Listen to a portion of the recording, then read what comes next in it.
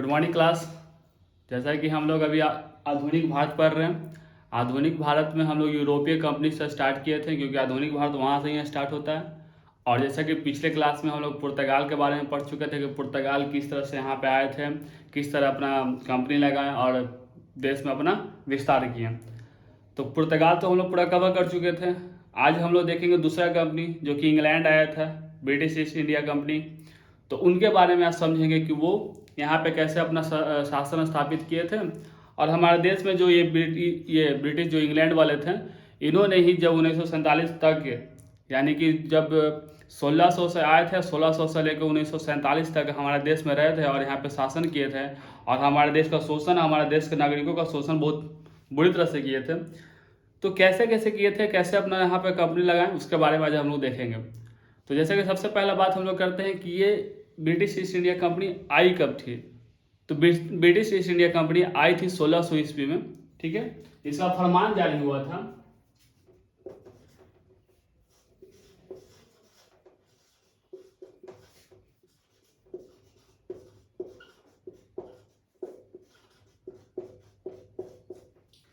1600 ईस्वी में। वहाँ की महारानी एलिजाबेथ जो थी, उन्होंने फरमान जारी किया था कि हाँ, वहाँ यहाँ पे इंडिया में जाके आप अपना कंपनी लगा सकते थे। वो फरमान जारी क्यों की? देखिए, हुआ ये ना कि जैसे पुर्तगाल तो 1498 में यहाँ आया, उसके बाद वो लगभग 100 साल तक इंडिया में अपना कंपनी चलाया, अपना व्यापार किया। और उसका व्यापार इतना फला फूला कि पुर्तगाल बहुत, मतलब ये कम समय में, मतलब 100 साल के अंदर बहुत अच्छे से विकसित कर रहा था।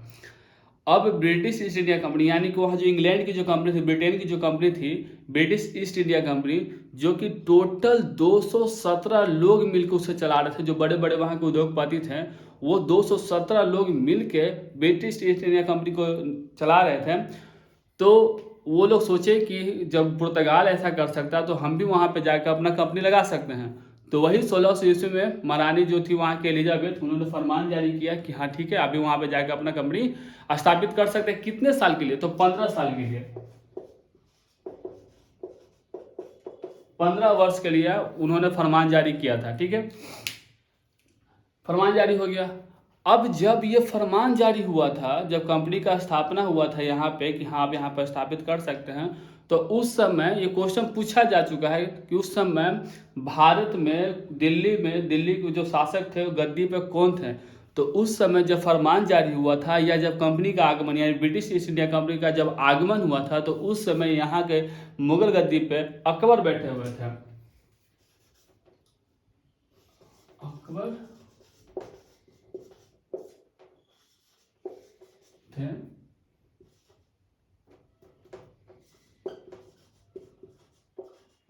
स्थापना की समय। ठीक है, तो फरमान जारी हुआ तो उस समय अकबर थे। अब 1600 कुछ ईस्वी में जो वहाँ के जो अधिकारी हुआ, जो भी अधिकारी हुए थे, वो यहाँ पे इंडिया आए। तो जब वहाँ यहाँ इंडिया में जब आए, तो 1605 में तो ये अकबर तो मतलब स्वर्गवास हो गया था, ये मतलब इनकी मृत्यु हो गई थी। तो जब कुछ लोग यहाँ पे अधिकारी लोग अपना कंपनी लगाने के लिए आए, तब उस समय जहांगीर गद्दी पे था।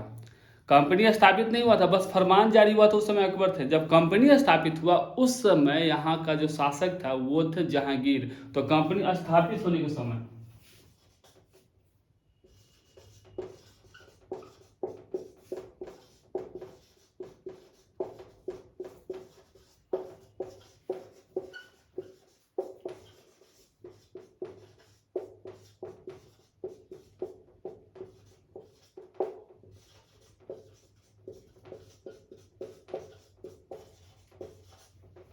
कंपनी का जब स्थापना हो तो उसमें मुगल गद्दी पर कौन थे?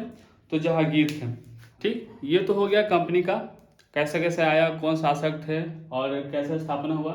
तो 1608 में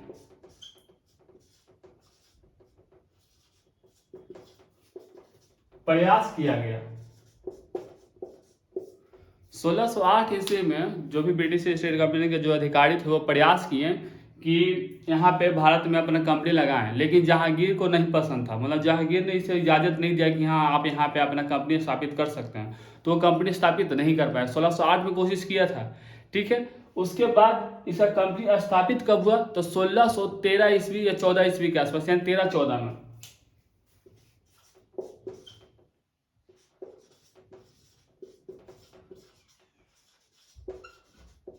कंपनी अस्थायी रूप से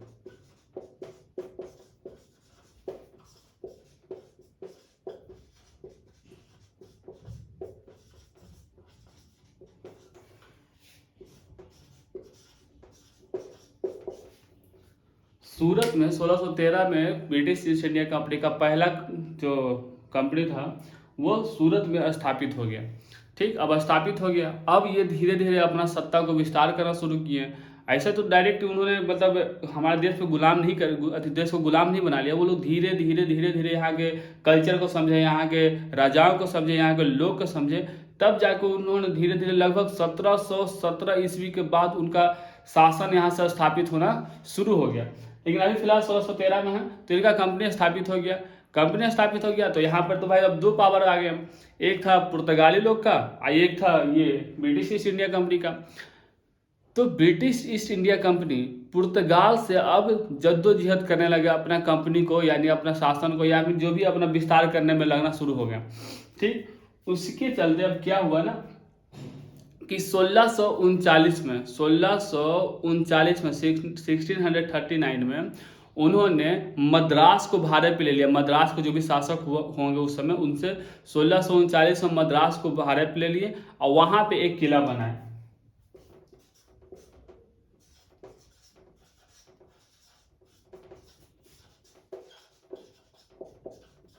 मद्रास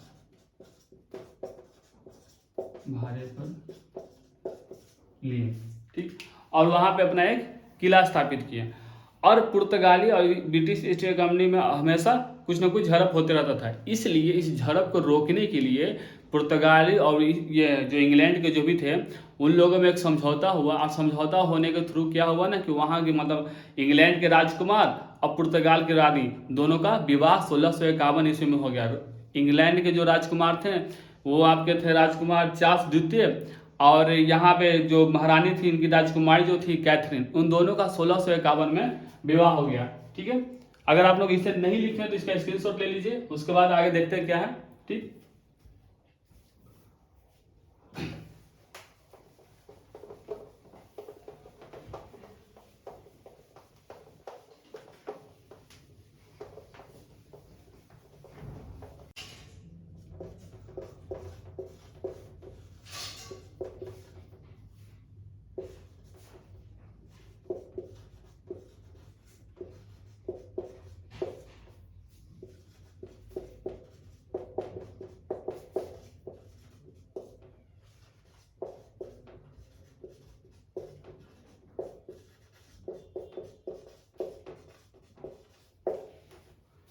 इकसठ में राजकुमार चार्ल्स द्वितीय तथा कैथरीन का विवाह हो गया। अब इन दोनों का विवाह होने से जो भी पुर्तगाली लोग और ब्रिटिश ईस्ट इंडिया कंपनी यानी इंग्लैंड के बीच में जो भी झड़प था वो झड़प को खत्म कर दिया गया, मतलब लगभग खत्म हो गया। अब दोनों मिलकर अपनी सत्ता को विस्तार कर रहे थे, लेकिन फिर भी जो ब्रिटिश ईस्ट इंडिया कंपनी थी वो फिर भी पुर्तगाल से आगे निकल रही थी। आगे निकल रहे का मतलब उनका जो शासन था वो धीरे धीरे सिमट रहा था पुर्तगाली लोग का, इनका जो शासन जो था वो धीरे धीरे बढ़ रहा था। जैसे कि हम लोग पिछले भी वीडियो में जान रहे थे कि पुर्तगाली के बारे में जब पढ़ते कि वो कलकत्ता में जो हुबली जो बंदरगाह है वहाँ पे अपना सत्ता स्थापित कर चुके थे। लेकिन ये जो ब्रिटिश ईस्ट इंडिया कंपनी आई थी तो ब्रिटिश ईस्ट इंडिया कंपनी ने क्या किया ना कि 1651 ईस्वी में हुगली में जो हुगली बंदरगाह है उस पर अपना अधिकार स्थापित कर लिया। अब 1651 में जब वो अपना अधिकार स्थापित कर लिया तो जो भी जहाज से व्यापार होना शुरू हुआ तो उस पर भी अधिकार किसका हो गया, ब्रिटिश ईस्ट इंडिया कंपनी का अधिकार हो गया। अब यहाँ से धीरे धीरे क्या हुआ ना कि पुर्तगाली लोग का शक्ति थोड़ा थोड़ा कम होना शुरू हो गया, अब ब्रिटिश लोग का बढ़ना शुरू हो गया।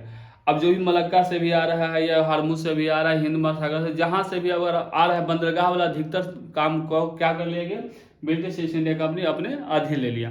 ठीक, तो 1661 में दोनों का विवाह हुआ।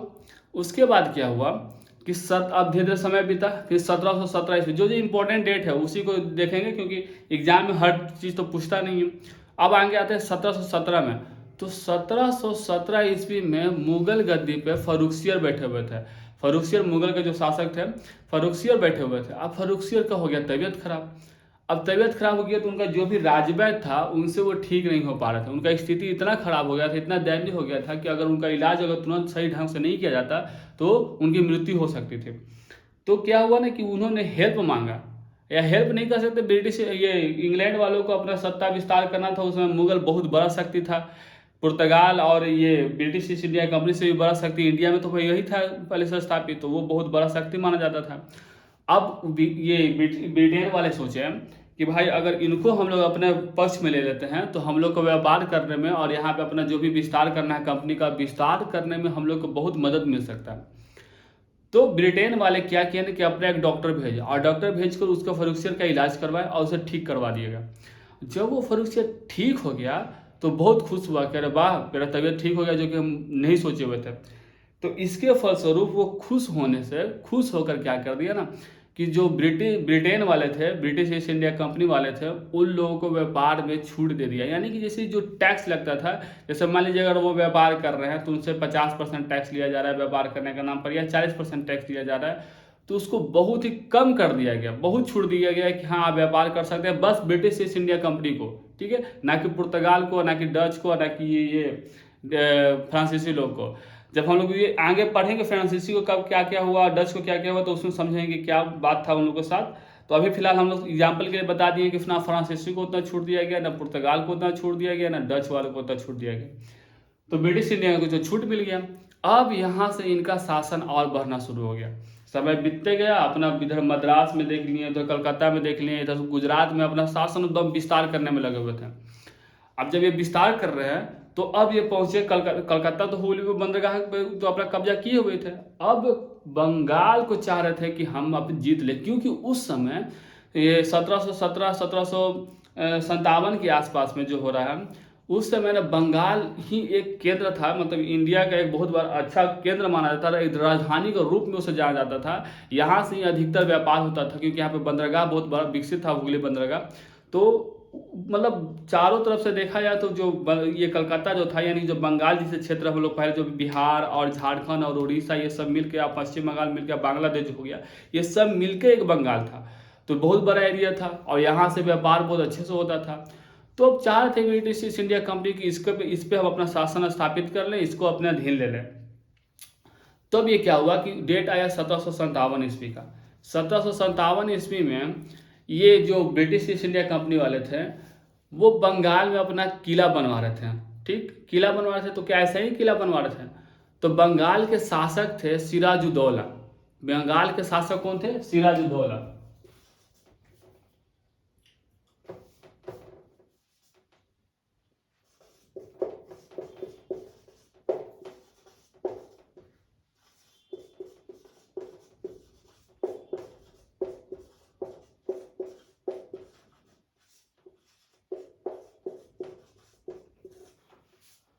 बंगाल के शासक सिराजुद्दौला थे, और सिराजुद्दौला का अपने ही घर में, मतलब अपने ही महल में, अपने ही राज्य में उनके एक शायद परिवार या बीवी थी घसीटा बेगम, उनसे उनका नहीं पड़ता था, मतलब दोनों में दुश्मनी रहती थी, मतलब अनबन रहता था।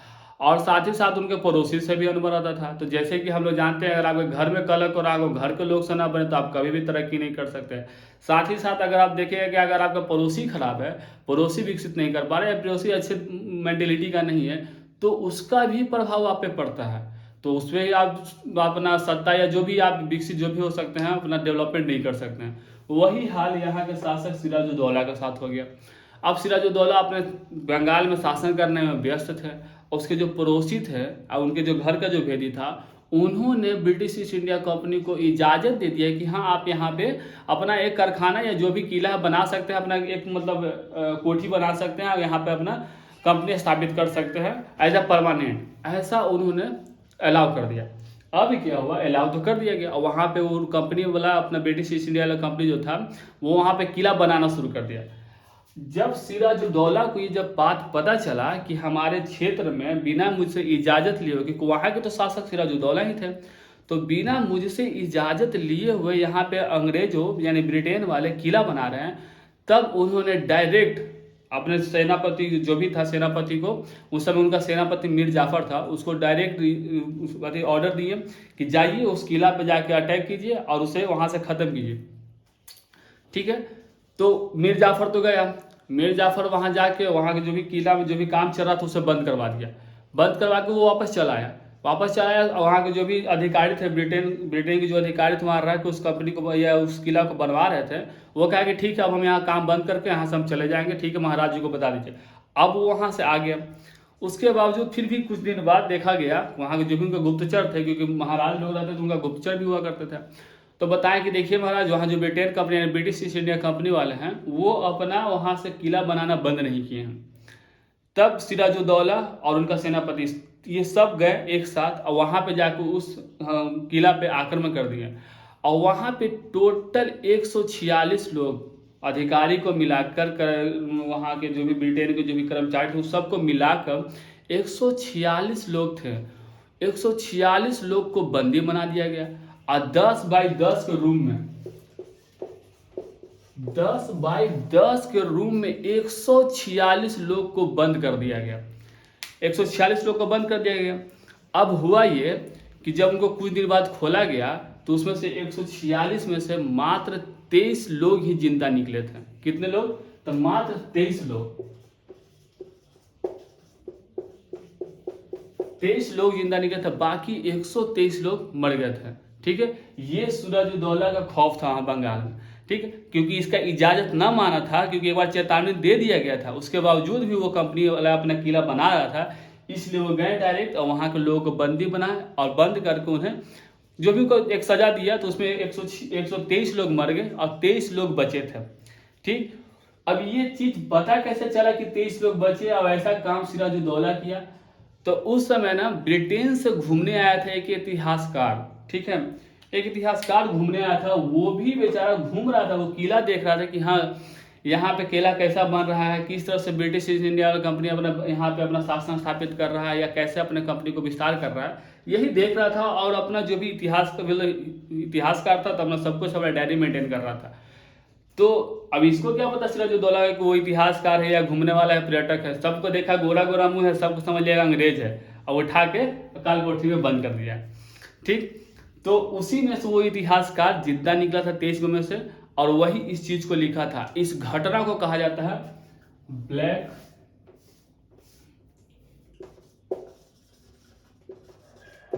हॉल कहानी से कहा जाता है। ठीक है, ब्लैक होल कहानी से कहा जाता है। अब ब्रिटेन वाले को जो मेन अधिकारी थे, जैसे रॉबर्ट क्लाइव हो गया या वहाँ के जो भी और बड़े बड़े अधिकारी थे, उन लोगों को यह बात पसंद नहीं आया। अब वो लोग क्या किए कि सोचे कि अब हमको इससे बदला लेना है। सिराजुद्दौला से सोचा कि अभी हमको बदला इसे सिराजुद्दौला से लेना है तो लेना है, क्योंकि मैं हमारे 123 लोगों को मार डाला। अब क्या किया कि मीर जाफर को वो अपने हित में मिलाना चाहा। अब मीर जाफर कौन था? तो मीर जाफर था सिराजुद्दौला का सेनापति। ठीक, अब वो गया मीर जाफर को बुलाया, अपने दरबार में बुलाया या अपने ऑफिस में बुलाया और मीर जाफर से कहा कि कब तक तुम भाई सेनापति रहोगे? सिराजुद्दौला को हटा देते हैं, तुमको हम राजा बना देंगे। तो अब मीर जाफर था लालची व्यक्ति, वो मान गया कि ठीक है सर, आप जैसा कहिए, हमको राजा बनना है। तो वो ऐसा ऑफर किया। अब क्या हुआ कि सिराजुद्दौला जो इसमें क्या कर रहे हैं, बंगाल के जो शासक था सिराजुद्दौला, उसके पीठ पीछे मीर जाफर अपना प्लानिंग करना शुरू कर दिया। कहा कि देखो सिराजुद्दौला को हराने में हमारी मदद कर दो, हम तुम्हें शासक बना देंगे, हम बंगाल के शासक बना देंगे। अब क्या हुआ? 1757 23 जून 1757 का समय आया। 23 जून 1757 ईस्वी 23 जून 1757 ईस्वी का समय आया। कलकत्ता में एक जगह है प्लासी, हुबली नदी के आसपास में एक प्लासी जगह है। ठीक, तो 23 जून 1757 को प्लासी का युद्ध हुआ, प्लासी नामक जगह पे। ठीक, उसमें हुआ क्या भाई मीर जाफर तो मिला हुआ था ब्रिटेन वाले से, ब्रिटिश ईस्ट इंडिया कंपनी वाले से मिला हुआ था। अब ये क्या किया ना कि सिराजुद्दौला जब यहाँ लड़ाई होने वाला था, प्लासी में जब लड़ाई होने वाला था, तो मीर जाफर सिराजुद्दौला अपने पूरा जो सैनिक था सिराजुद्दौला का वो सब उठ के वहाँ प्लासी के क्षेत्र में गए युद्ध करने के लिए। उधर से उसका नेतृत्व यानी कि ब्रिटेन का नेतृत्व करने के लिए आया था कौन? रॉबर्ट क्लाइव नेतृत्व करने के लिए आया।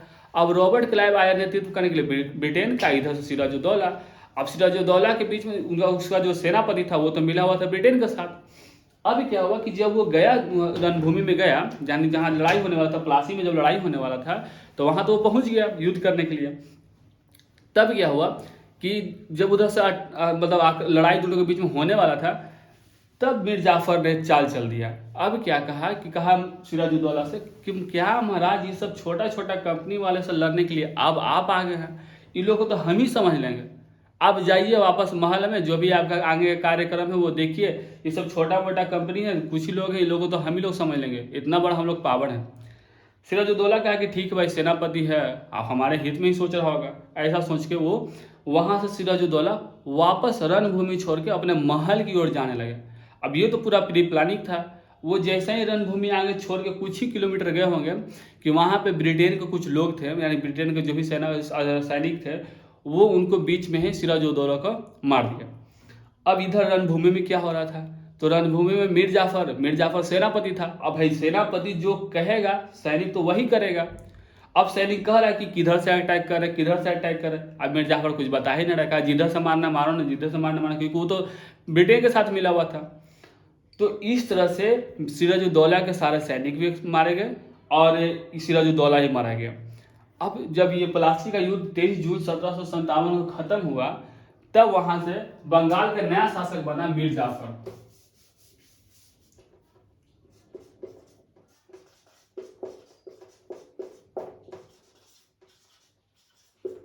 प्लासी युद्ध 23 जून 1757 में प्लासी का युद्ध हुआ। उसके बाद नया शासक मीर जाफर।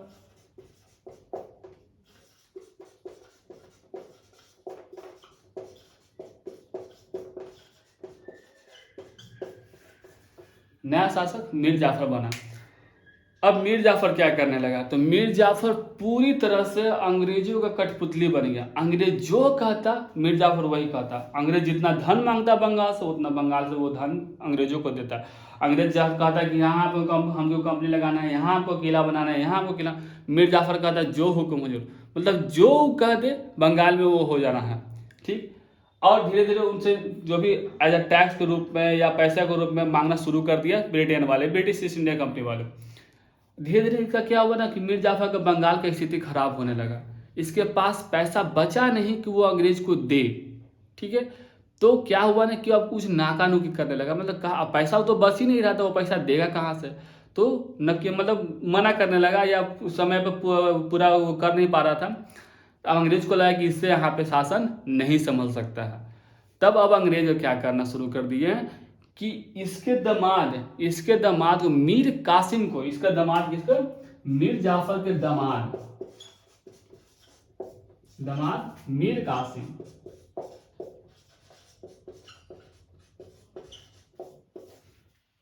मीर जाफर के दामाद मीर कासिम को बंगाल के शासक बना दिया। मीर कासिम को बंगाल के शासक बना दिए। तो मीर कासिम बहुत ही बेहतरीन शासक था। बंगाल में सिराजुद्दौला के बाद देखा तो मीर जाफर तो पूरा कठपुतली था, उसके बाद मीर कासिम बहुत अच्छा शासक था। वो अपने जो भी उसका देश था या जो भी क्षेत्र था उसमें अपने बहुत अच्छे से शासन कर रहा था। जो अंग्रेज जितना डिमांड करे तो उस हिसाब से वो दे भी रहा था। अपने क्षेत्र में टैक्स का मतलब अगर देखा जाए देश में तो सबसे बड़ा इनकम का स्रोत होता है टैक्स यानी कर। तो अपने देश में कर को बहुत अच्छे से संचालित करके पैसा को अर्न कर रहा था और अपने देश को डेवलपमेंट में भी साथ ही साथ अंग्रेजों का भी जो डिमांड था वो पूरा कर रहा था। लेकिन देखा कि यार यहाँ शासन हम कर रहे हैं, यहाँ के राजा हम हैं, तो ये इतना पैसा हम अंग्रेज को क्यों दें? ठीक है। तो वो मना कर दिया, साफ साफ मना कर दिया कि नहीं, अब हम यहाँ पे आपको पैसा नहीं देंगे, क्योंकि यहाँ हमको देखना है, यहाँ के हमको जनता को हमको देखना है। क्योंकि एक क्या बोलते हैं, उदारवादी शासक था, अपने जनता के हित में सोचता था। अंग्रेज कहा कि ऐसा बात है तो कुछ प्लानिंग करना शुरू कर दिया। तो मीर कासिम को पता चल गया। अब मीर कासिम क्या किया कि यहाँ से उठकर मतलब बंगाल से उठकर मुंगेर, क्योंकि पहले बिहार का जो क्षेत्र था और उड़ीसा और झारखंड जिसको देख रहे हैं सब पहले बंगाल का ही क्षेत्र था। ये तो सब 2000 1936 ई सब के आसपास सब हटे हैं। तो वो उठ के बंगाल से यानी कलकत्ता से उठ के आ गया यहाँ मुंगेर। अब मुंगेर में अपना ये शासन करना शुरू कर दिया, यानी कि राजधानी बना दिया मुंगेर को। तो ये क्वेश्चन पूछा भी है कई बार कि मुंगेर को राजधानी बनाने वाले इनमें से कौन बंगाल के शासक थे। तो मुंगेर को राजधानी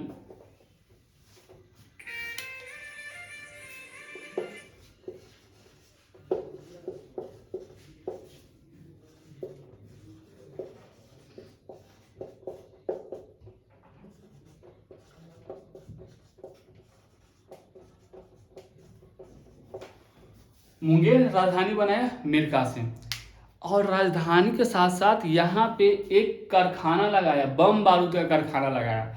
अभी भी आप मुंगेर जाइएगा तो ये कारखाना अब बंद पड़ चुका है, मतलब अब उतना काम नहीं वहाँ पे होता है, बंद ही हो गया लगभग लगभग। तो वहाँ पे ना ये बम बारूद बनाने का कारखाना लगा दिया।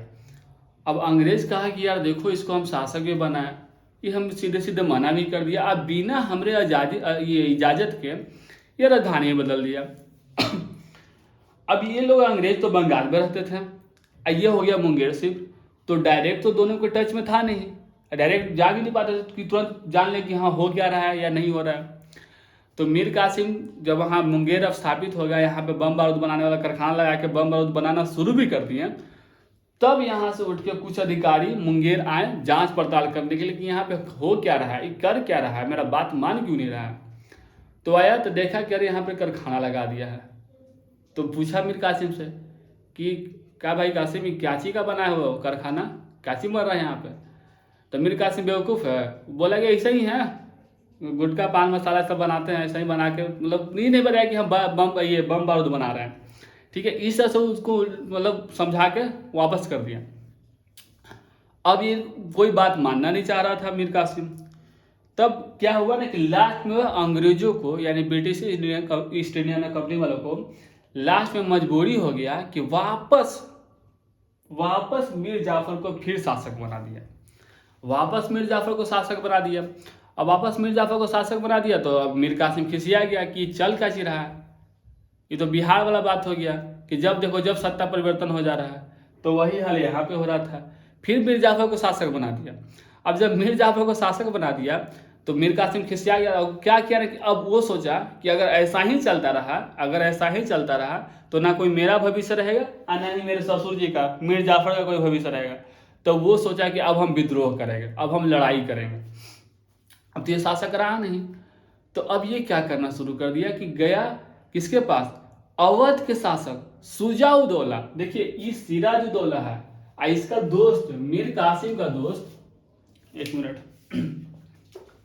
साफ कर देते हैं इसको।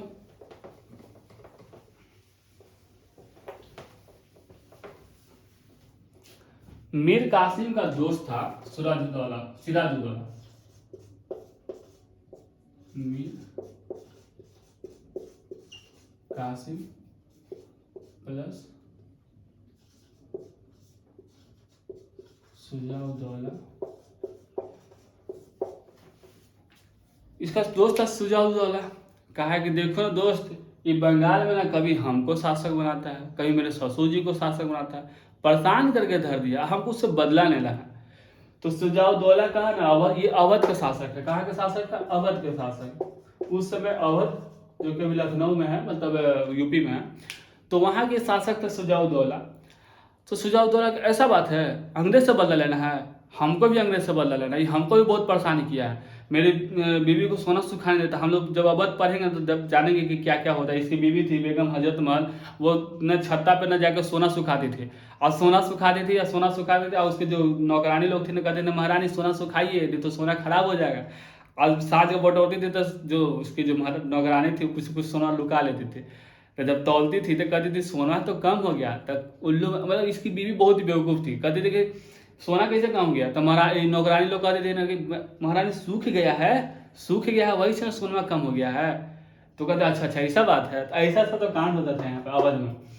तो शुजा-उद-दौला कहा कि हम दोनों ही मिलकर कैसे उसको हरा सकते हैं, रुको हमरो एगो दोस्त है वो दिल्ली में रहता है।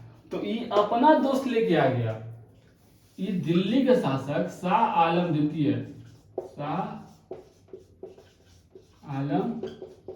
द्वितीय दिल्ली के शासक, मुगल शासक है ये। कौन सा शासक? मुगल शासक।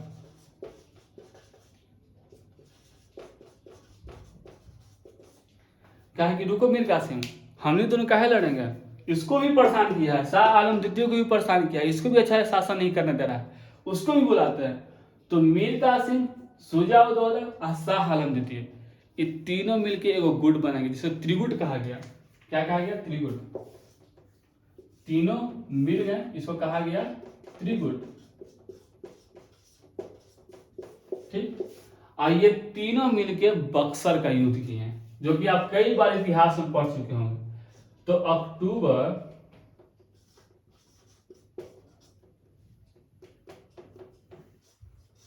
1764 ईस्वी, अक्टूबर 1764 ईस्वी में हुआ बक्सर का युद्ध।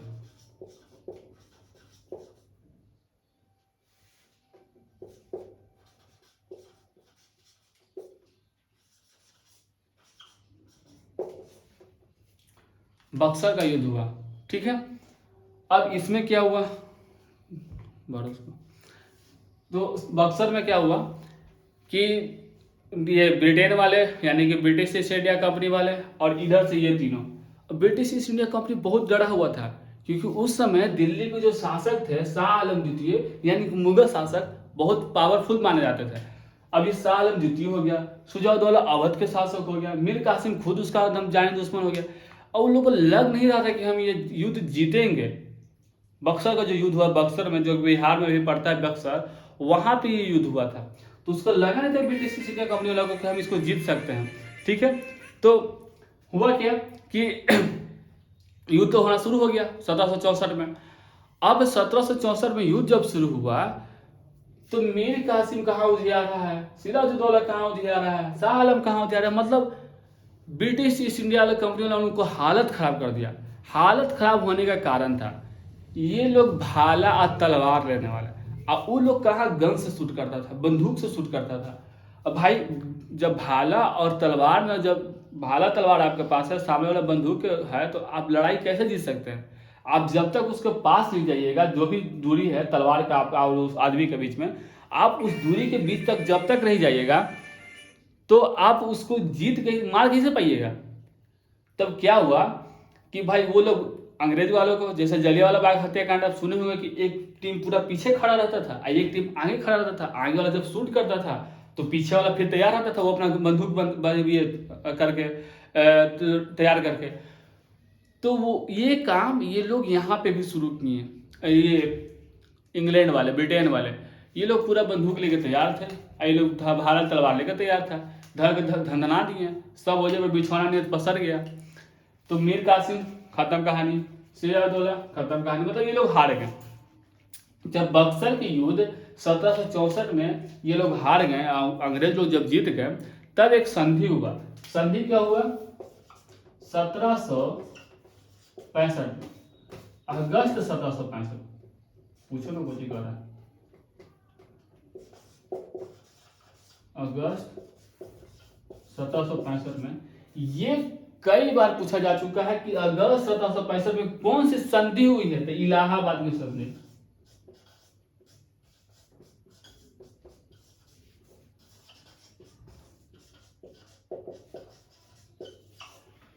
इलाहाबाद की संधि, ये हजारों बार पूछा जा चुका है। इसको जितना आप अच्छे से याद कर सकते हैं इसको याद कर लीजिए। और साथ ही साथ ये डेट 1764 और 1765 इतनी बार पूछा जा चुका है। ठीक है। तो इलाहाबाद की संधि हुई, शाह आलम द्वितीय इसमें, क्योंकि शाह आलम द्वितीय उस समय मेन लीड कर रहे थे बक्सर के युद्ध को, ये अपने त्रिगुट सेना को लीड करने वाले थे शाह आलम द्वितीय। तो शाह आलम द्वितीय और अंग्रेजों के बीच में ये युद्ध, ये संधि हुआ, इलाहाबाद की संधि, जो कि इलाहाबाद में हुआ था 1765 में। ठीक। अब तो हो गया, ये लड़ाई भी खत्म हो गया। अब यहाँ बंगाल भी जीत लिया, क्योंकि मीर कासिम खत्म, शुजा-उद-दौला के भी शासन खत्म, शाह आलम द्वितीय का भी शासन, मगर मुगल शासक दिल्ली में थे, लेकिन यहाँ बंगाल से उनका पूरा इतिहास खत्म हो चुका था। अब क्या हुआ कि जब इलाहाबाद की संधि हुआ तो बंगाल में द्वैत शासन लागू हो गया। द्वैत शासन का मतलब ब्रिटेन वाले भी शासन करेंगे और वहाँ के जो शासक वो भी शासन करेंगे, यानी दो दो शासक आ गया। तो दोनों मिलकर शासन करना शुरू कर दिया। द्वैध शासन लागू हो गया 1765 के बाद बंगाल में। अब ये हो गया। अब जो ब्रिटिश ईस्ट इंडिया कंपनी है, अब यहाँ से विस्तार पूरी अच्छे से करेगी। अब यहाँ से लेके 1947 तक हमारे भारत को एकदम धज्जी उड़ा के जाएगी, क्योंकि ये यहाँ से अपना पूरा फुल पावर में आ गए हैं। क्योंकि उधर 1797 में प्लासी का युद्ध जीत लिए, इधर 1765 में, ये 64 में बक्सर का युद्ध जीत लिए, संधि करके बंगाल को पूरा अपने हित में ले लिए। 1717 में मुगल शासक फर्रुखसियर कह चुका है कि हम आपको व्यापारिक छूट दे दिए, एग्रीमेंट हो गया है। तब तो भाई ये पूरा पावरफुल हो गया। अब न इसके सामने फ्रांसीसी कुछ है, न इसके सामने पुर्तगाली कुछ है, न डच, न डेविस, मतलब कोई भी यूरोपीय कंपनी इनके सामने टिकने वाला नहीं था। इनके कंपनी में टोटल 217 लोग, यानी ब्रिटिश ईस्ट इंडिया कंपनी को दिमाग में रखेगा, 217 लोग मिलकर लीड कर रहे थे। वो बड़े बड़े व्यापारी थे, ठीक है। तो ये था इंग्लैंड के बारे में, ब्रिटिश ईस्ट इंडिया कंपनी के बारे में। तो अब इसके बारे में हम लोग देखेंगे डच क्या किए थे, डच कैसे यहाँ पे अपना आगमन किए थे, वो यहाँ पे क्या क्या काम किए थे। हाँ, एक चीज और जान लीजिए, जब ब्रिटिश ईस्ट इंडिया कंपनी यहाँ पे आए थे तो जो बिहार है, बिहार उस समय अफीम गांजा जो जानते हैं ना, उसका सबसे बड़ा निर्यातक था। यहाँ से अफीम गांजा जो भी पूरे इंडिया में सप्लाई होता था, ठीक है। तो ये भी क्वेश्चन पूछा जा चुका है कि अफीम, ये 1765 के आसपास में पूरे देश में अफीम का जो सप्लाई था उस समय मेन केंद्र कौन का, किसे माना जाता है, तो बिहार को माना जाता है। इस बात को दिमाग में रखिएगा, और अगर आप नोट बनाते होंगे तो उसको अच्छे से नोट कीजिएगा, और जो डेट लिखे उसको डेट को दिमाग में रखें, क्योंकि यही सब डेट पूछता है, इसके अलावा कोई डेट नहीं पूछेगा। हाँ, ये नहीं पूछेगा कि हाँ कितने मरे नहीं मरे, तो हम आपको कहानी के रूप में समझा दिए ताकि आपको याद हो जाए, ठीक है। तो ये डेट दिमाग में रखिएगा। अब आइए क्लास में हम लोग देखेंगे कि डच वाले कैसे आए थे, ठीक है। आज इतना ही, धन्यवाद।